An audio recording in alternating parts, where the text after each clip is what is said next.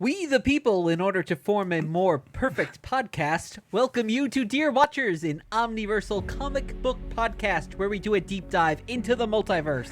We are traveling with you through history and the stories and worlds that make up an omniverse of fictional reality we all love. And your watchers on this journey are me. I'm just going to go with Captain Keto. And me, Union Rob. I don't know. Yeah, that works. Neither of us should claim Confederates, so that works. No, that is true.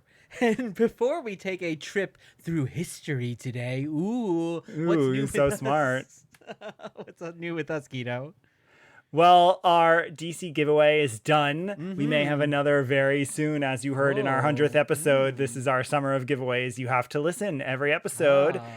And those thank you special gift boxes are on their way to our patrons finally, just in time for our proper 2-year anniversary. So think of them as birthday gifts from us. And they are very cool sleepover supply nostalgia boxes. And if you want one, you can join our coffee as a patron and we might still be able to get you one. Because you treat every day like our birthday, patrons. It's true. And a reminder that last week's Spec Tales was guest hosted by me, the Skrull, impersonating Jake. And I was joined by Lisa from Comic Book Couples Counseling Podcast. So go check out last week's Spec Tales episode because that was a lot of fun to do. Yeah, Brad and my invitations must have got lost in the interspace mail, I guess. They did. And if you are joining us for the first time, we have 3 parts of our journey today. Origins of the story, what inspired this other reality. Exploring multiversity, we dive deeper into our alternate universe. And pondering possibilities, we examine the impact or what's followed or coming in the future. And remember, leave us a review wherever you are listening. And with that, dear watchers, welcome to episode 104. And let's check out what's happening in the Omniverse with our travels to today's alternate universe. What is this tape I have here? Oh. I pledge allegiance to the flag of the United States of America and to the republic for which it stands, one nation, under God, indivisible, with liberty and justice for all.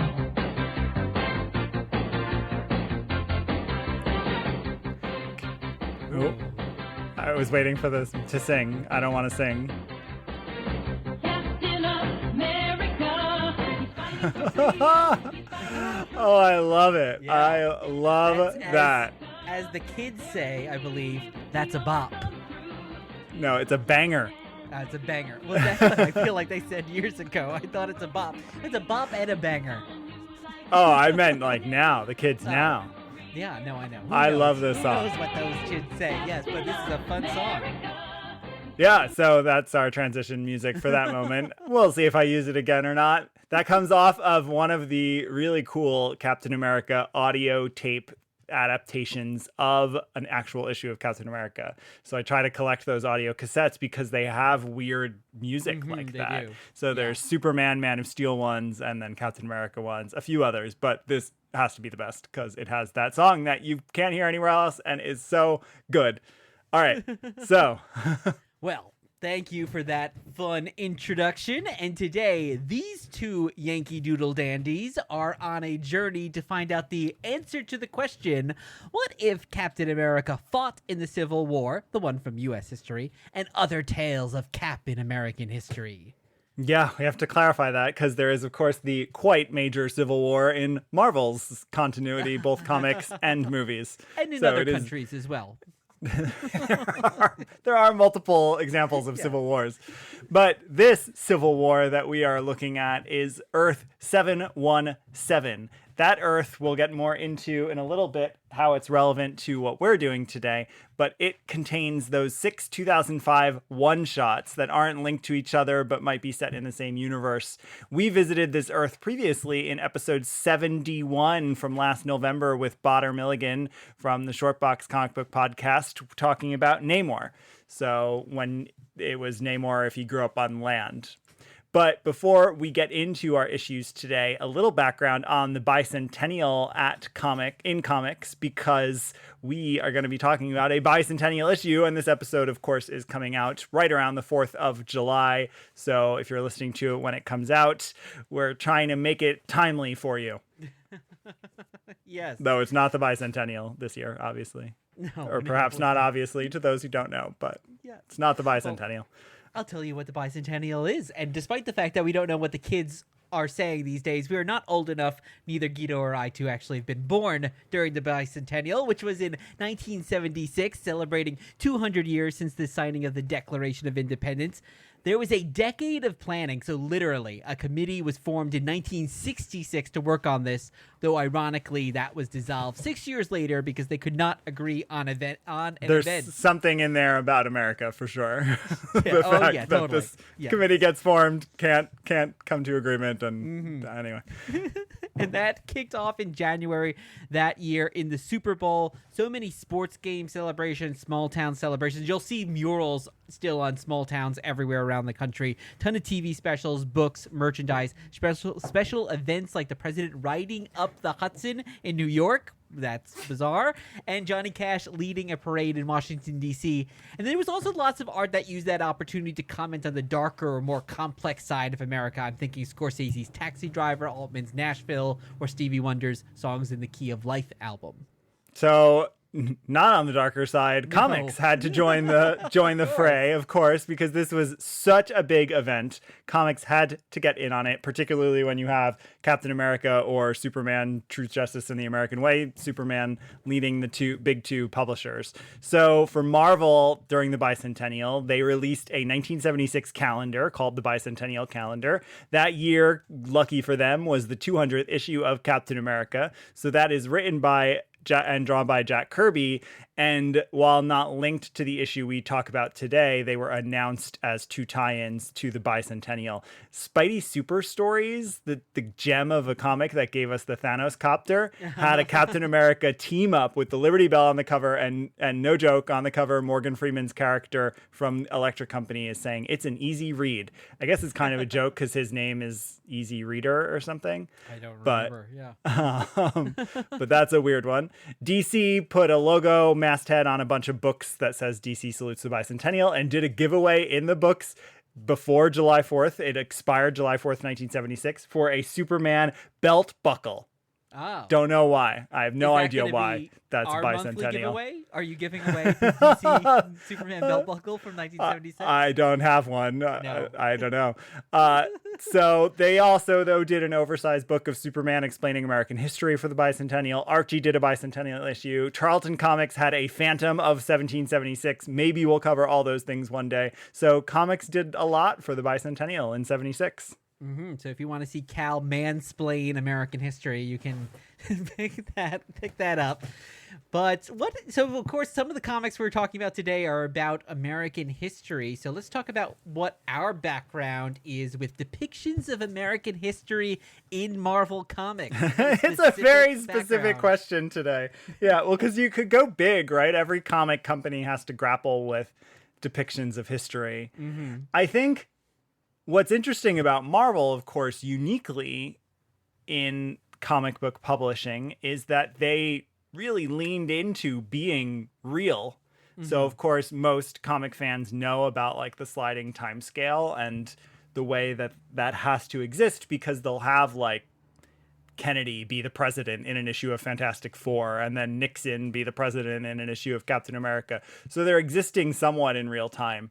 So I think for that reason, it's always interested me how American history shows up in the comics, or any history shows up, because essentially they're telling a giant what if story in that case, but one that mirrors our world, right? Like if the Vietnam War was supposed to have happened the way that it played out in our world, but Captain America exists and can comment on it, like that is an interesting sort of twist. So I've always been fascinated. Of course, probably they moved away from this because of the issue of the sliding time scale. The biggest example, I think, in modern times is September 11th. So the Marvel Comics dealt with September 11th head on because they take place in New York.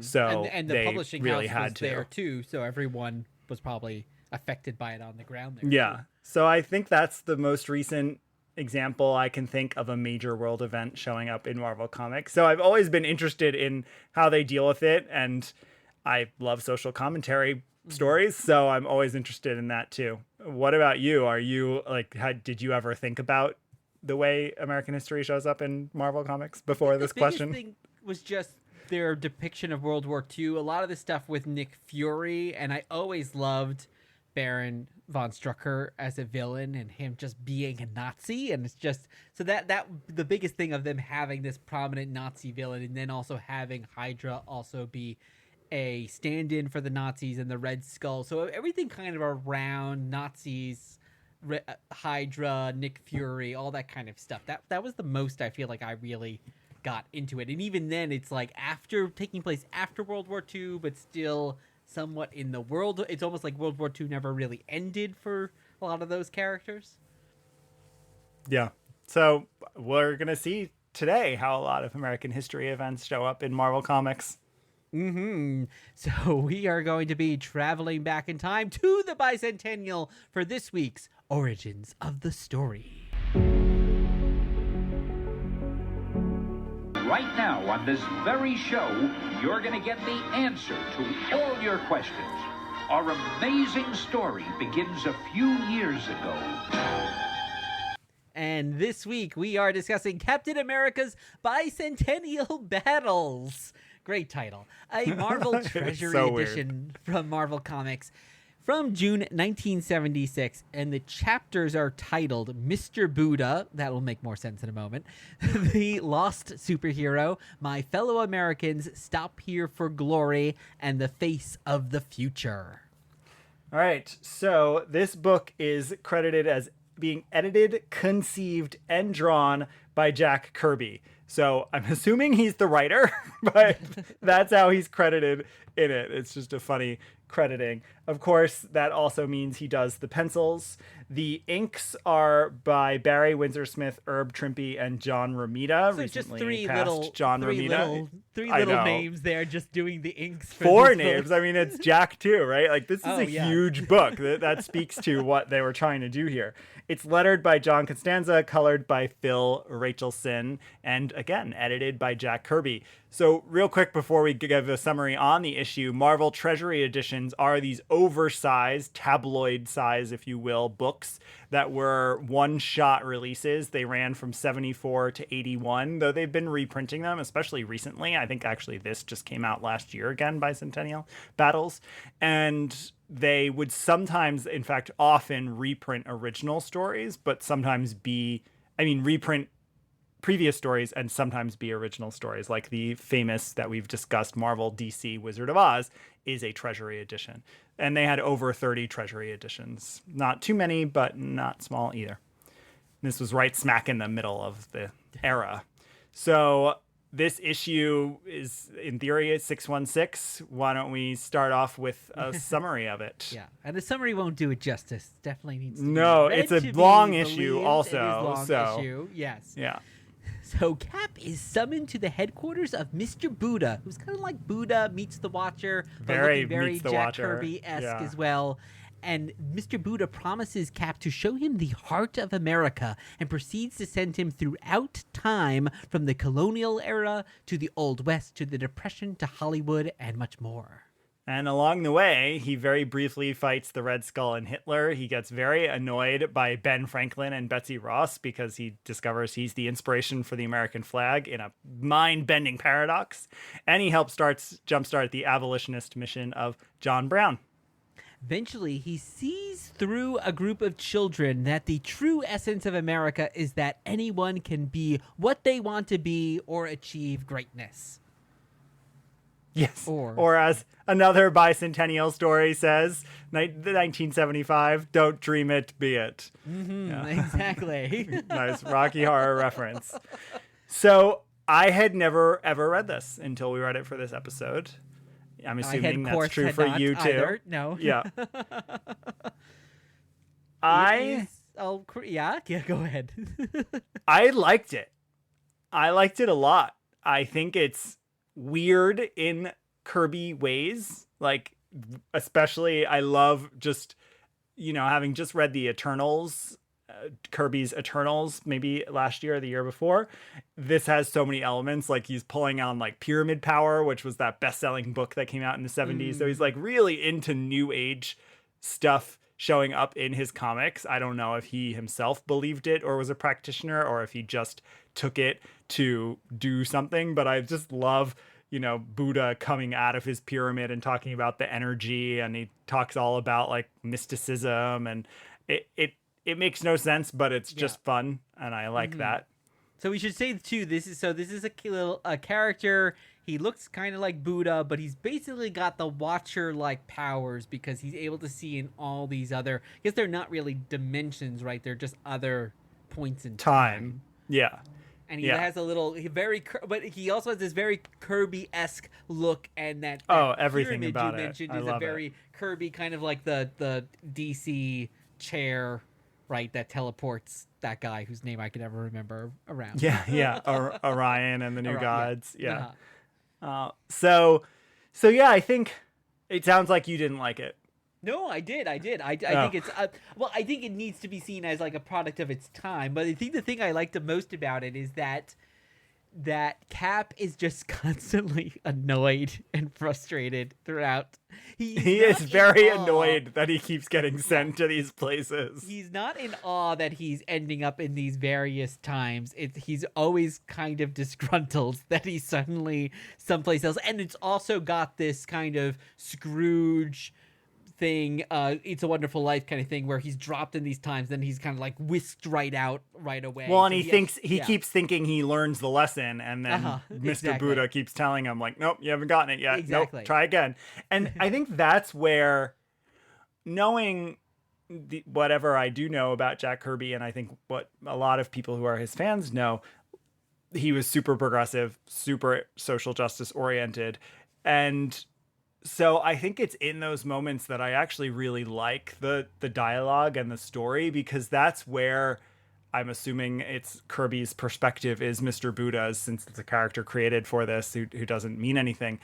And that's where like he keeps pushing back on Captain America and saying like, no, it's not the parades. It's not the memorials. It's not the statues. Like, that's not what America is. Mm-hmm. And I just appreciate any argument that is against like jingoistic bravado or what people call patriotism, but is actually much more, I think, pathological. So I love Kirby pushing back on that in this moment, especially with all the bicentennial stuff you described. Like, it's pretty cool that he was allowed to do that. Now the ends in a very conservative place, and about the American myth of you can do anything and be anything, and even girls too. Like, I love that the little girl literally says even girls too. And the one kid said, also very capitalist too, right? Because the one kid says, my father might not become a millionaire, but I might become a millionaire one day. Exactly. Great. Good aspiration. But to the progressive fact that you were mentioning, there are a lot of there are some scenes that are kind of silly, but they are fun in a campy way. But there are other scenes that are pretty serious. So he's in the middle of the Old West times, and he's with Geronimo's tribe, and there's about to be this massacre there, or actually the native people are about to attack the U.S. The white folks, and Cap is not sure how he wants to respond there. And then he's also dropped into the South, and he is protecting an enslaved person who is it's not even in the South now, actually. It's in the North, and there are bounty hunters trying to capture this enslaved person, and then John Brown's son joins the fight, and then we see John Brown at the end. And so there's these moments that are balancing out the sillier, more fun moments that come across more corny in 2023, but these moments that still actually resonate as being quite serious. Yeah, and challenge, I think, a sense of, I mean, this is true today. It's actually, I feel like, becoming more true today, sadly. Just the way that people want to tell an American history that leaves these things out. And so to see Marvel, who was not, I mean, for all of Stan's social justice orientation and like kind of can't we all just get along mindset that I think shows up in very real and interesting ways, it's not a super progressive company by any means, then or now. And so it's cool to see that this came out with the Bicentennial and isn't. Even then he gets to the nuclear explosion and he watches at Almagorado the explosion of the nuclear bomb, and it's cool. Like, he's talking about the darkness, as you were saying, like a lot of media was finally starting to, I guess, question the quote unquote American dream. And I think that's being done here in a tiny, tiny, tiny dose. Yeah. And yeah, no, totally. I think that nuclear bomb scene is one of the most resonant in the whole. Well, and that's where Kirby's art, like just with the Kirby crackle, like it totally fits with the destruction of the bomb and the way they're all sort of obsessing over it. And Captain America's like, but wait, is this obscenity ablaze in Satan's eye? Which is just insane language, but I love it. Yeah. The other super visual moment, I think, is when he ends up in Hollywood. And this kind of, it's interesting because we saw elements of this in the first Captain America Marvel movie. It did remind me of that. I was curious if that was an inspiration. Yeah. Especially because it has all the women like doing the dance in their red, white, and blue outfits. Busby, Berkeley with them all in their outfits and swirling around them. But it has this nightmarish element to it. In fact, actually, one of my favorite movies, actually I mentioned Scorsese in the intro, one of my favorite movies is After Hours, where we have Griffin Dunn's character just kind of on this hellscape where he's just going all throughout New York. And that's a little bit like Cap here, where he's just getting shifted from place to place. And he has no idea what's going on, and a lot of these moments are a little out of time. Well, that's an interesting too. Like, what did you think about this not being a multiversal story like we're usually covering, but actually being a time travel story? So some people know who, if he's after Cap has been introduced, they do know who he is.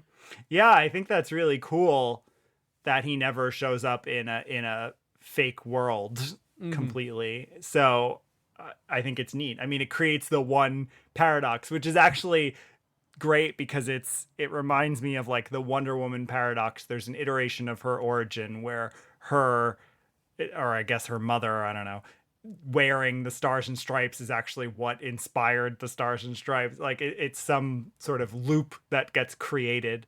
And so it's fun that they did that here. So other than that paradox, like other than the idea that you'd have to believe that Cap going back is what inspired Betsy Ross to make the American flag with the design that it was made with. Yeah.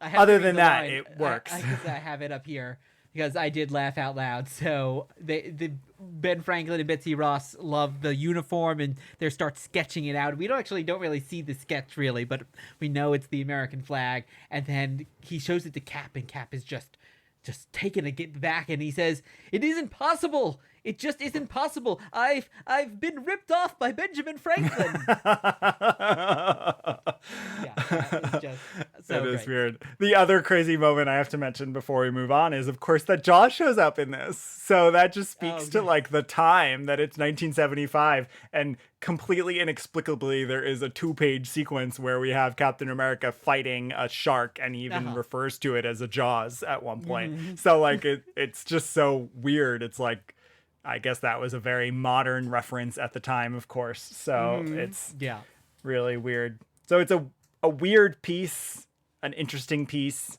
a good, not great piece, but I liked it. And I think one last thing before we move on to the next segment, because it does segue into that really well, is at the end we actually get some pinups. Yeah. And we get Cap in various other times. So we see a colonial Captain America where he's wearing the tri-corner hat and he's got the circular stars. And he's fighting off. So why couldn't the Red Skull have turned up as a Hessian Nazi? So the Hessians were German, right? So he's like, and he's holding like an old school bomb, an old timey bomb. Yeah. And then we also get your basic rootin' tootin' Western Captain America where he is, I guess, a cowboy Captain America, and then finally also Yeah, I love that design, by the way. That's a very cool that one design. looks great, and it feels like we've seen characters kind of taking on that look later, and then we also finally get our Apollo Cap, where he's on the moon in his Captain America outfit with a sign that says "Mighty Marvel was here."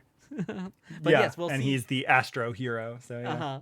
But we'll see variations of that Captain America uniform in our next section. So let's start exploring multiversity.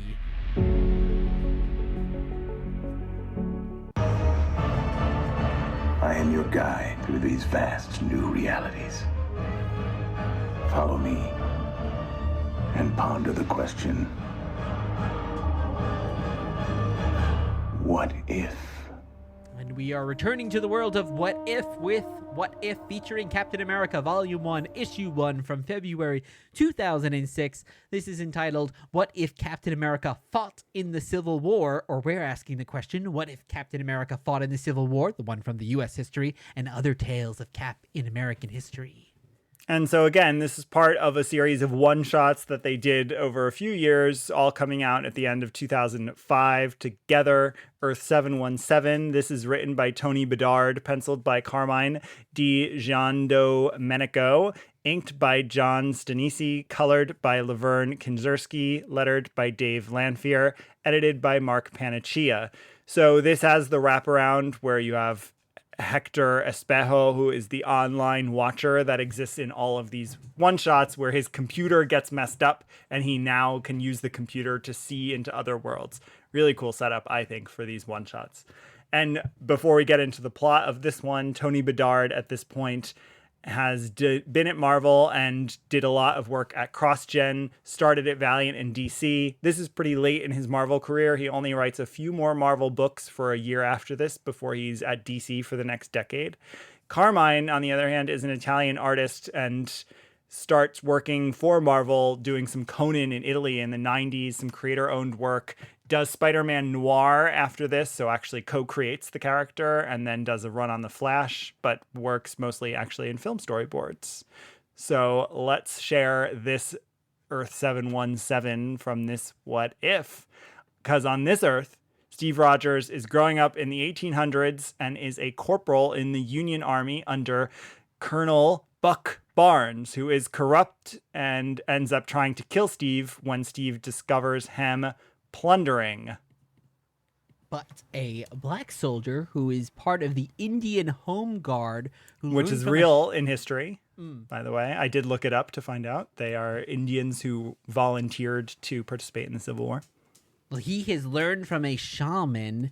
Steve was chosen to unify everyone and imbues him with power, so he becomes Captain America dressed like an American Indian.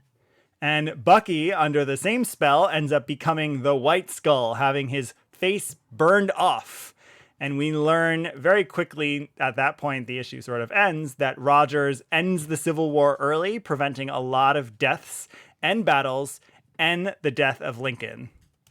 But the White Skull still exists, and he's raised up the KKK, and that for generations, his descendants have followed in his footsteps to fight Captain America, and they're Captain America's descendants. Yes.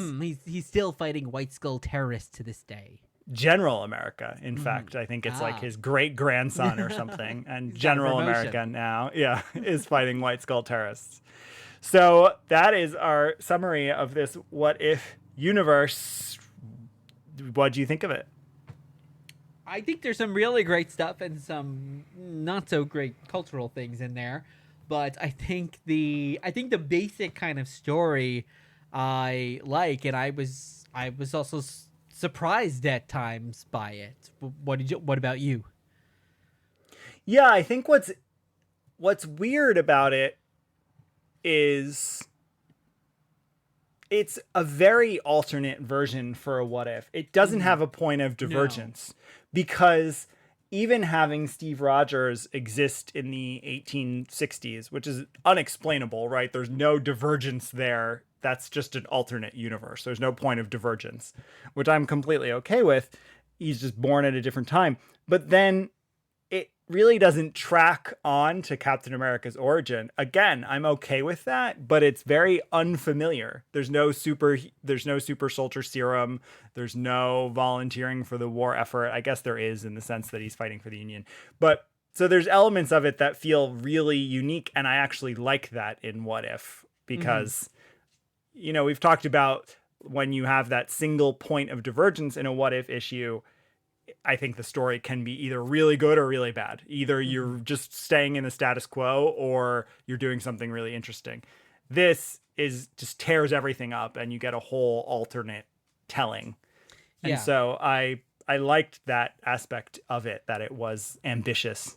Yeah, I totally agree with you. I think maybe though what you're almost saying though is maybe it isn't really even a what if, or it's not a what if in what we say. It is an alternate universe, and maybe that's Marvel was just using the what if banner at that time, of course. So they called it a what if. But going back to some of the classic what ifs, it doesn't have that one point of divergence. Which they even so interestingly, they had abandoned in Volume 2, as we know, they had abandoned what if questions. And a lot of the one-shots that they have done since, they really don't use a ton of questions. This one, and generally you and I have made up the questions when that's the case.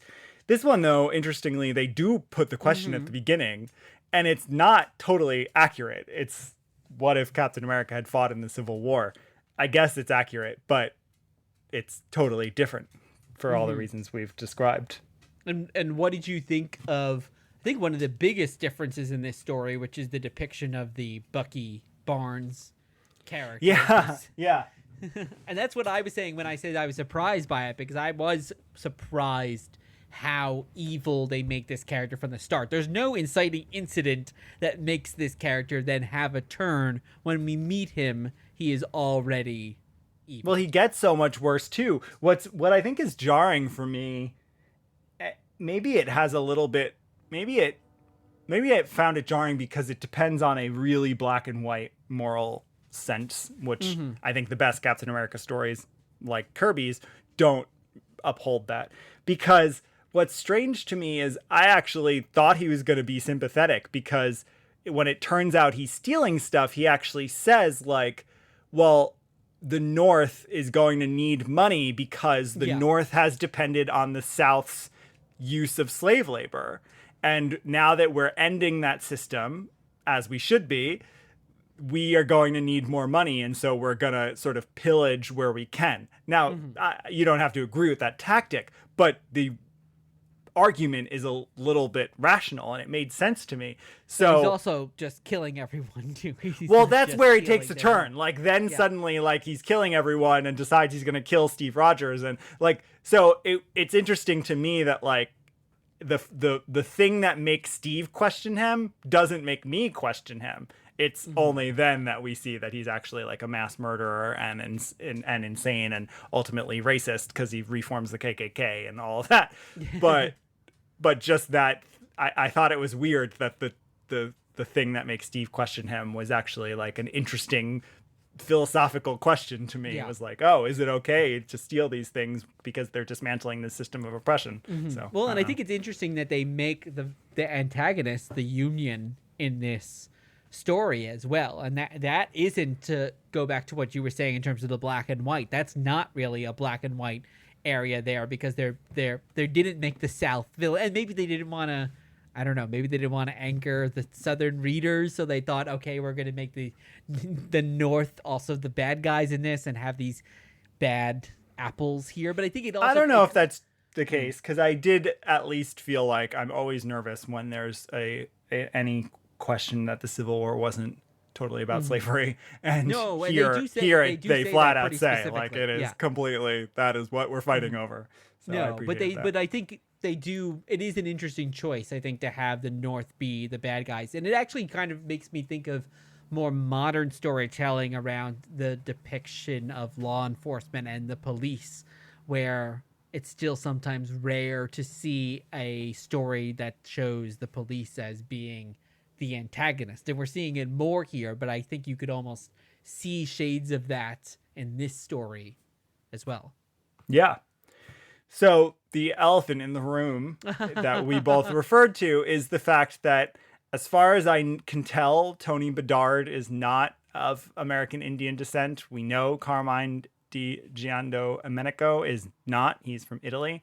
And there is a lot of appropriation of mystic Indians in the archetype. Magical indigenous person who also in this story is not just have that power, which I think would be troublesome onto itself, but if that character had also been kick-ass and the hero, I think we could say, well, okay, but he is still kick-ass. Here, he's really just using that power to save the white character. Because what's weird is, what's interesting, and I'm sure it was a real story, but he's not an American Indian. He was a black, freed, enslaved person as a child who got raised on an Indian reservation. So it's a weird choice, and I fully appreciate the idea of alliances amongst people of color and all of that, but it's just strange to me. I don't know why. Maybe to avoid the cultural appropriation argument, he decided to make him a black character instead of an American Indian character. I don't know. Yeah, it only muddies it further and a little bit. And then by the fact that he just gets... I thought at first, he's going to become like... Because his name is Wilson, right? So he's going to be... I thought, he's going to be the Sam Wilson. But no, he gets killed pretty much right after he resurrects Steve. Though I think he is supposed to be the Sam Wilson, because that's why the eagle comes in earlier and attacks Bucky, and it feels like it was predestined. So I'm assuming that's like a Falcon reference, and that's the mysticism they're pulling in, this idea of Falcon, and so they're using some of the imagery of the Captain America that we know, but not adhering obviously to any of the story. So I think it's a really interesting and original issue. I like it.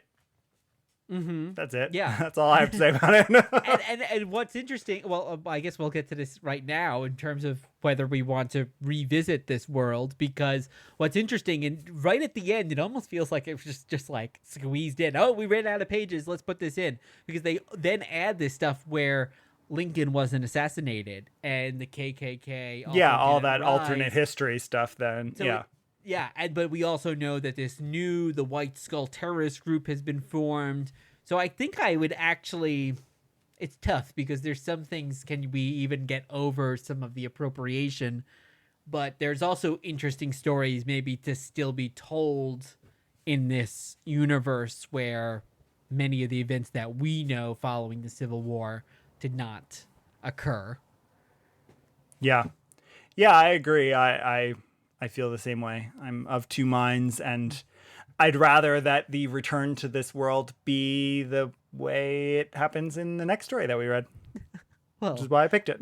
Let us get into that then and start pondering possibilities. Will the future you describe be averted? So, what are we talking about for our pondering possibilities?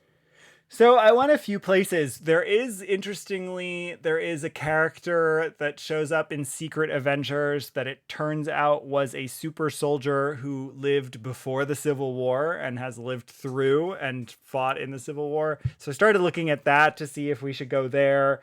I looked for other Civil War depictions. There are a few other actually alternate universe depictions of the Civil War in Marvel Comics. None. And interestingly, the Kirby pretty much avoids the Civil War. There's a brief moment where they say, it's on the horizon, but it's one of the big U.S. history points that it actually does not cover. Well, other than the abolitionism. Yeah, but that's, I think, where they're saying, it's like it's about to happen or something like that, but it hasn't, But then I decided that it was interesting. I was looking at a reference to the Civil War in another issue of the United States of Captain America, and then I remembered this issue of United States Captain America, which debuts our Joe Gomez, our Captain America of the Kickapoo Tribe, so our Native American Indian Captain America. And I thought, let's read this. So let's share what it is. Hard as anything to search Captain America Civil War and find research that doesn't have to do with the big event. So Yeah, let's get into it. So someone is killing Captain But America's. the issue itself is... Oh, yes, I'm so excited to talk about it. So, United States of Captain America, Volume 1, Issue 3 from October 2021. And there's actually 2 stories in here. One is Looking for Uncle Sam, and the other is People Like Us. And the first story is written by Christopher Cantwell, penciled and inked by Dale Eaglesham, colored by Matt Milla, lettered by Joe Caramagna, edited by Alana Smith.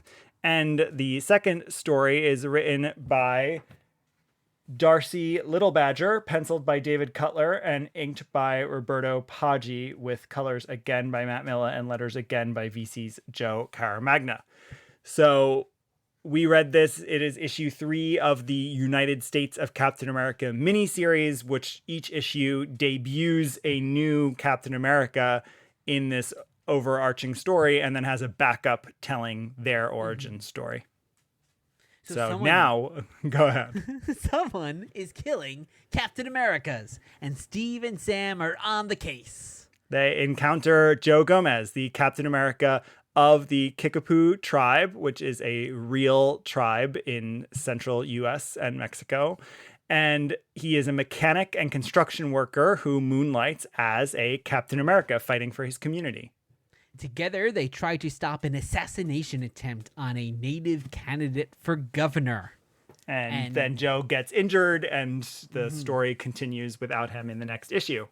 But in the backup, we see the origin story for Joe, where when working as a construction worker, he stopped a member of the wrecking crew, but almost died in the process, being saved by Steve at the last second, which inspired him to become his own Cap.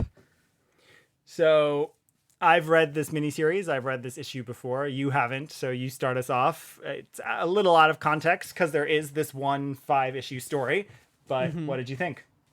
I thought it was a lot of fun, and I actually had no idea about the structure, so I did not know that we were going to see Joe's origin story, because at one point Joe says to Steve, "Oh, you don't remember me, You don't remember do me, you?" yeah. And I was like, "Oh, wait, okay, is this something we were supposed to know? I'm not sure." So I then how we get his origin story later. But I think it's a fun issue. It's kind of weird that you have Speed Demon pretending to be Cap, and that's a little odd. Yeah, maybe and if I got more Sin, into the Red series. Skull's daughter, also pretending to be Cap. You have 2 people. She's pretending in the previous issue. Yeah. Yeah. Yeah, I really love these issues. I wish that they'd gotten more attention other than the negative manufactured culture war attention that they got, because the first issue, of course, debuts the gay Captain America, Aaron Fisher. But I think it's cool. I mean, you know, you have a little bit of a question of appropriation here. I don't know, actually, if Christopher Cantwell possibly identifies as American Indian, but he can't identify as everyone who he debuts in these 5-issue series. He does give a special thanks to Kickapoo consultants, Keith and Mosiah Blue Cloud. And then, of course, the origin backup is written by Darcie, who is a American Indian Marvel Comics writer who has written recently also some Danny Moonstar stories. Well, it feels very different, though, because it doesn't have the magical element to it. And totally. As we were just saying, we do get Joe being a kick-ass hero onto himself. He's not just there to kind of get almost fridged in a way to save Steve, right? Yes. So yeah, I think in that way it really overcomes a lot of the a lot of the self-made obstacles that the What If has.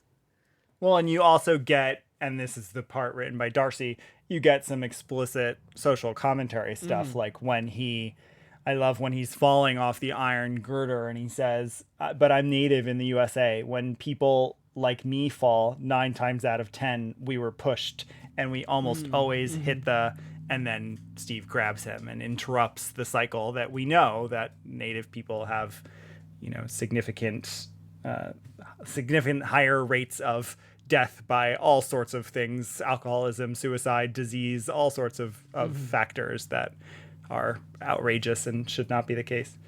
So I like that there is social commentary explicitly in here. And I think the other social commentary that kind of happens in the first half is that they're trying to stop this assassination attempt on this native person who's running for governor. They stop the assassination attempt, and yet the person still decides to drop out of the primary because of the risk to his family, and that it was maybe just too soon, in this character's words, to run there. So I think it's interesting. It's like, oh, that would not be something maybe that a white character would be experiencing, this need to drop out because of this threat. So it's in the background, but it is super important to the story. And also I thought it gives a depth because, oh, they saved this guy, and yet still they failed in a way. Yeah. So let's talk about the connective tissue in these three books. I think for me, what stands out in these three books, including the alternate universe, I don't know if I'd say it influenced Chris Cantwell or Darcie a little better, but I think that the things that are true in all three are, one, and that you can't separate any idea of America from Native Americans. And so Kirby, you said you were drawn to that chapter of that story where Kirby has him with Geronimo. Obviously, in the what if, it's core to the retelling of the story, whether it's ultimately executed well or in a just way or not. And this one, it's a central. It is the story, and he's one of 5 central characters who are being brought forward as a version of Captain America. So, I think that's one important thread. I think an important thread for me is that Cap as a character can easily be put into all these different worlds. And maybe this is controversial and maybe you'll disagree, but I feel like he doesn't have as pronounced a personality as, say, Peter Parker, who, if he was dropped into the Revolutionary War, they'd be like, why is this sarcastic 20-year-old running around making fun of us? But Steve is more representative of an idea. So I think he can exist in all these different times, and it just works in a way that a character that has a more modern feel wouldn't necessarily. Yeah, and I'm all for the Chris Evans version of that. Let's get a whole 10-episode miniseries with Chris Evans going from time to time to time. Well, it could have been when he gets sent back to return the gem, something goes wrong, I know, right? And I've got the explanation already mapped out in my mind. The other other the other connective thread, I think, is in the design. So this is really from the what if to this. And I don't know that Dale Eaglesham was inspired by Carmine's work in the What If that we read, but it's just hard to separate out like the look of sort of a red, white, and blue infused with elements of Native American Indian culture that we understand. So there's that connection. I think going to the Kirby as well, one interesting thing, aside from Ben Franklin, because the flag hadn't been invented yet, I think one thing that we see is nobody is totally freaked out to see this guy in this red, white, and blue outfit, because he explains it sometimes to like in Hollywood. He's like, oh, I'm around all these people with costumes, so they're not questioning me. But people know what that is, and if it had been, again, Spider-Man or something like that, you'd go, wait, what is this? I mean, he's red and blue too, but it's not like the flag, right? So yeah, or you saw Iron Man and be like, oh my gosh, this is so out of our world if we're in the Old West, right? But everyone knows what the flag is, so I think you can see that all through those times. And then when we see the Native Indigenous interpretations of the costume, we instantly go, oh, we know exactly what that is. And I think that's something so unique in a way about his costume that you wouldn't see with a lot of other characters. Just like when we think of the Spider-Verse movies, a lot of the costumes don't look anything like the original Peter Parker costume. Yeah. Well, and one of the important things about having someone like Darcie Little Badger write this is that she gets to talk about the meaning of the costume in the final page. And because he says like so much suffering in the name of the red, white, and blue. And yet when I dance at intertribals, I'm connected to everyone in the circle. We are people of the land called America. And so if Cap's mantle truly represents the people, I'm claiming it for people like me. And that's another interesting piece. I would say it's actually not so much in our What If, but Kirby's story is completely about the people. That's what Mr. Buddha is like really doing, is saying like, no, it's about the people. It's not about the ideas. It's not about the celebrations. It's about the people. And so that's a cool moment at the end of this issue. And I think even getting back to the United States of Captain America, it's like all these people can become Captain America. It's about the people, as you said. Like it's not about Steve Rogers. It's not about Sam Wilson. Joe Gomez can become a Captain America, and Steve doesn't try to stop him. Steve, in fact, and Joe thinks, oh, that's why you've showed up. You're here to stop me from being Cap. And Steve says, no, that's not it. He wants these other people. Cause again, it goes back to that Kirby-esque thing where it's all about the people. Yeah. So happy 4th of July. I'd be happy if any of these stories got adapted, because I think that they all have some complexity and about America and what Captain America means in terms of America. Yeah, and we need our Cap to battle our real world white skulls that are out there. Yeah, indeed. There are a lot. So I think that is a wrap, but not really, because it's giveaway week. Oh my gosh. I was wondering what was underneath that giant Captain America shield that you've been carrying on screen. So move the shield away and reveal. So as we said, we wrapped up our DC spec bundle, but today makes complete sense to have a Marvel spec bundle. So why don't you tell everyone what they need to do to win, and then I'll tell everyone what they can win. Okay, you are just going to need to DM us on any platform or email podcast@dearwatchers.com with a screenshot of a post about Dear Watchers that you can put anywhere on any social media platform and tag 3 friends. So once again, DM us with on any platform or email us with a screenshot of a post about Dear Watchers that you can put anywhere and tag 3 friends. All right. So what do we have here? Yes. Let me see. So I have a whole bunch of Marvel comics that may apply to upcoming MCU things happening. So let's start with The Secret Defenders, issue 3. The Secret Defenders, I feel like they are definitely building things up too. And on the cover, we also have Julia Carpenter, Spider-Woman, who we know is in Madam Web for a fact.